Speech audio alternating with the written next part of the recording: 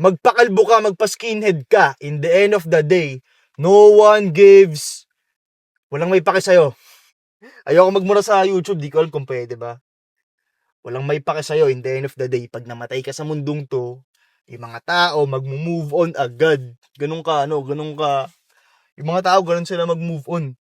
Yung iba sa inyo, iniisip, ayokong i-post ng content na to, i-judge ako ng mga schoolmate ko sa school. Ayokong mag-post ng content kasi i-judge ako ng i-judge ako ng mga pamilya ko, mga relatives ko.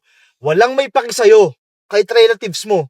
Pag pumanaw ka sa mundong to, yung mga relatives mo, chismisa na naman yan, issue na naman yan sa internet, focus sila sa ibang bagay. Ganun tayo mga tao. So, medyo pag inisip mo, medyo depressing na, pag namatay pala ako, pag nawala pala ako sa mundong to, makakalimutan agad ako. Real talk, totoo yun. Pero medyo na magkakaroon ka ng freedom na, okay, let's go. Atake na tayo. Gawin na natin yan. Magkamali man, okay. Mag-fail man, okay lang. Kasi mawawala ka nga rin sa mundong to eh. Tsaka pag nawala ka nga, walang may pake sa'yo eh.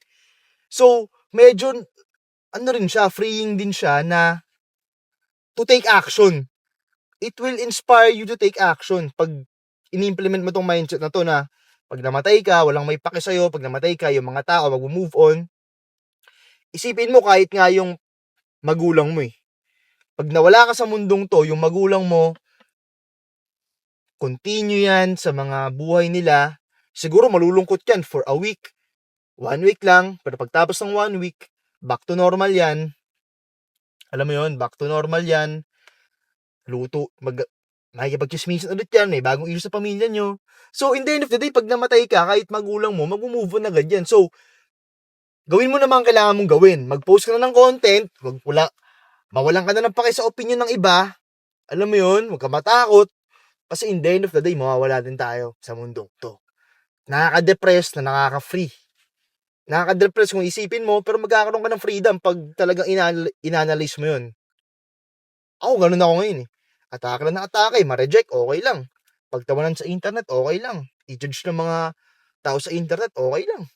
Sinong may pake? Pag nawala ako sa mundong to, move on. Move on na tong mga taong to. Kahit ikaw mismo nanonood.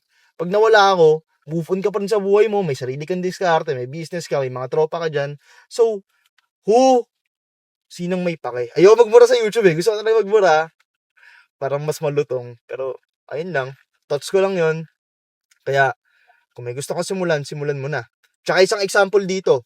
Si Liam Payne, yung sa One Direction. Palita sa kanya. Legend yung tao yun ha. Hindi ko siya dinidisrespect ha. Legend siya. Legend. One Direction. 27 million followers sa Instagram. 27 million. Isipin mo yun ha. Ako nga, 70k followers lang ako eh. Tuldok na ako sa mundong to eh. Si Liam Payne, 27 million. And ngayon, wala na. Move on na tayo lahat.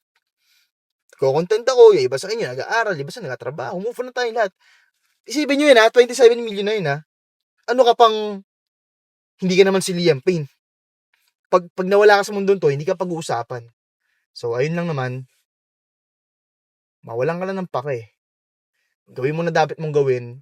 Sumagad ka na sa buhay na to kasi we only live once. You heard? You dig? Dito ako 7-Eleven ngayon. Bili ako inumin. Let's go. Galingan mo palagi, Yang G.